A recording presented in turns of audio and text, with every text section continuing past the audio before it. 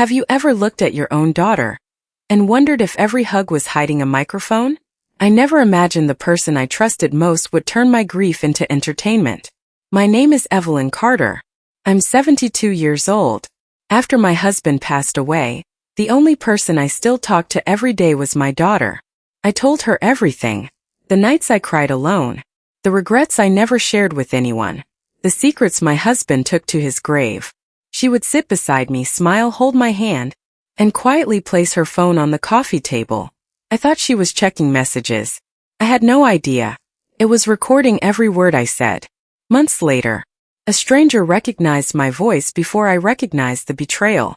And that was the day I discovered my daughter hadn't just broken my trust. She had been selling my private conversations to one of America's fastest-growing podcasts, while I was still calling her the only family I had left. After my husband, Richard, died, the silence inside our house became unbearable. For 46 years, every morning had started with his voice. Then one day, there was nothing. No footsteps. No coffee brewing. No gentle "good morning, Evie." Just silence. My daughter, Melissa, began visiting almost every afternoon. At first, I thought she was worried about me. She'd bring groceries, make tea, and sit beside me in the living room. "Mom," she'd say, "Dad would have wanted you to keep talking. Tell me what's on your mind." And I did. I told her about the letters Richard had written while serving in the Navy. I confessed the guilt I'd carried for years after losing our first baby. I admitted how frightened I was of growing old alone. Melissa never interrupted. She simply listened with tears in her eyes. Sometimes she'd even reach across the couch and squeeze my hand. I remember thinking, I may have lost my husband, but at least I still have my daughter. Looking back now, that was exactly what made the betrayal so devastating. Because every conversation I believed was healing me was becoming someone else's content. I just didn't know it yet. The first clue came 3 months later. Inside a small grocery store checkout line, a complete stranger looked at me with wide eyes, smiled, and quietly said, "I know your story." I had never seen her before. I stared at the woman in the checkout line. "I'm sorry," I said. "Have we met before?" She smiled awkwardly. "No. But I listen to Hidden Truths every week. Your story about losing your husband, it broke my heart." My stomach tightened. I've never been on a podcast. The woman's smile faded. She pulled out her phone. "I could have sworn this was you." She opened an episode and pressed play. Then I heard it. "My name is Evelyn. And after 46 years of marriage, I don't know how to live without him anymore." It was my voice. Every pause. Every tear. Every painful word. I felt the blood drain from my face. The recording stopped, but I couldn't move. The host thanked an anonymous source for sharing exclusive real-life family recordings. Anonymous. Only one person had ever heard those conversations. Only one person had been sitting across from me every single time. My daughter, Melissa. My hands began to shake as I drove home. I wasn't wondering if Melissa had recorded me anymore. I was wondering, why? I didn't call Melissa. Not yet. I needed to know the truth before I accused my own daughter. That evening, I sat in my living room and listened to the entire podcast episode. The host laughed with the audience. They called my stories raw, heartbreaking, and incredibly authentic. People were commenting about my marriage. At exactly 10 o'clock, Melissa walked through my front door with her usual smile. She hugged me. "Good morning, Mom." For a moment, I almost convinced myself the podcast had been a terrible mistake. Then I noticed something. As she set her purse on the couch, she quietly placed her phone on the coffee table, screen facing down, just like she always did. This time I watched carefully. A small red light flashed for a second. It was recording. My heart sank. She was doing it again. I picked up my coffee cup and asked calmly, "Melissa, do you ever worry about people breaking your trust?" She looked at me for a moment, then smiled. "Of course, Mom. Family should never betray each other." Those words hurt more than anything. I reached into my sweater pocket, took out my own phone and pressed play. The room filled with the sound of my voice from the podcast. Melissa's smile disappeared instantly.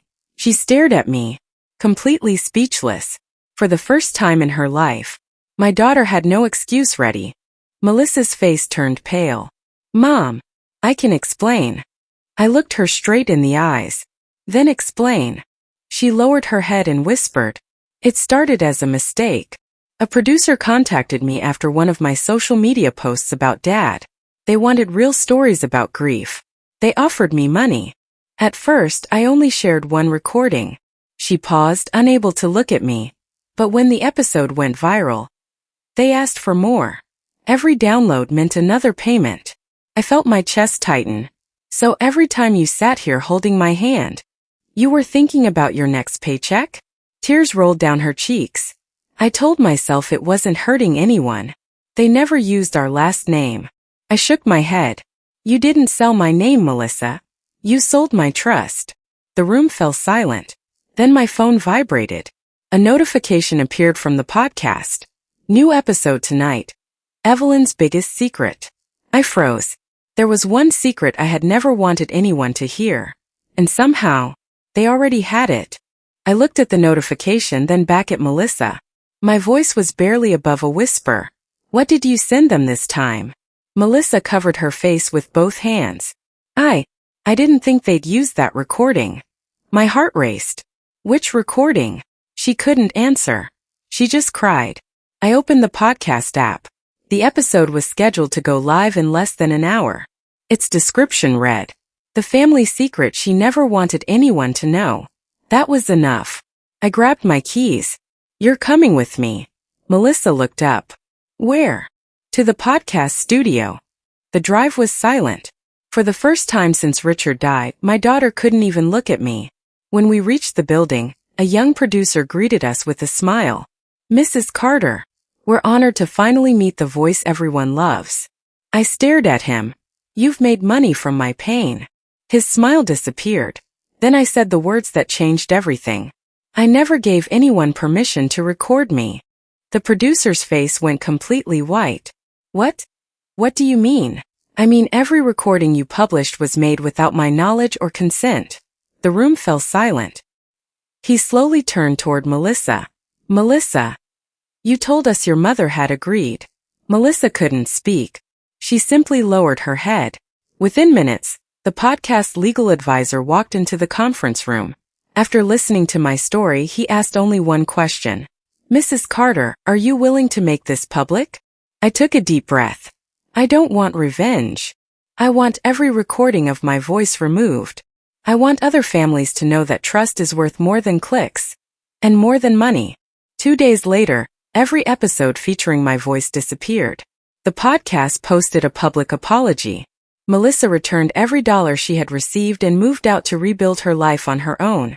Months later, she knocked on my door with tears in her eyes. I don't expect forgiveness, Mom. I just wanted to say, I'm finally becoming someone Dad would be proud of. I didn't pretend everything was fixed. Some wounds take years to heal. But I opened the door. Because forgiveness doesn't erase betrayal. It simply refuses to let betrayal have the final word. It's been a year since that day. The house is quiet again. But now the silence feels different. It no longer reminds me of what I lost. It reminds me of what I refused to lose. My dignity. Melissa still visits from time to time. She never brings her phone into my living room anymore. She leaves it in her purse before she sits beside me. She knows trust isn't rebuilt with promises. It's rebuilt with choices. Sometimes people ask me what hurt the most. It wasn't the money. It wasn't the podcast. It wasn't even hearing strangers discuss my private life. It was realizing that the person I trusted with my heart had treated it like content. If my story teaches you anything, let it be this. The greatest inheritance a parent can leave a child isn't money or property. It's trust. And once that trust is sold, it's the hardest thing in the world to buy back.